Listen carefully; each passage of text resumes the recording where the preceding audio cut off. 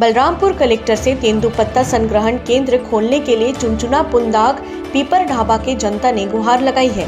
गौरतलब है कि हर वर्ष की भांति इस वर्ष भी सभी जगह तेंदुपत्ता फड़ वन विभाग द्वारा खोलते हुए तेंदुपत्ता संग्रहण का कार्य कुछ जगह पर विभागीय एवं कुछ जगह पर ठेकेदारी की प्रथा से तेंदुपत्ता की खरीदी की जा रही है।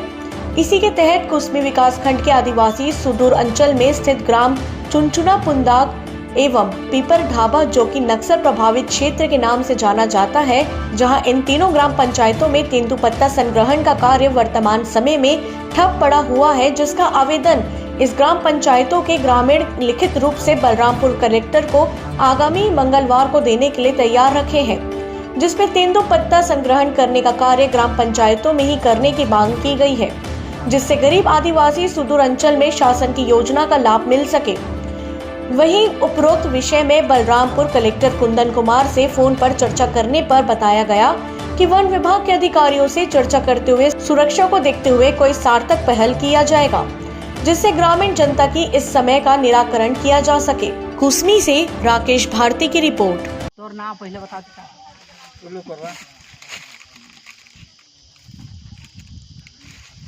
कुछ बता। पता कैसे नहीं टूटत का वजह से ये सब बिना रोटी है, अब बाकी कोई काम न के खेती बाड़ी सब काम में सब ऐसे कराने।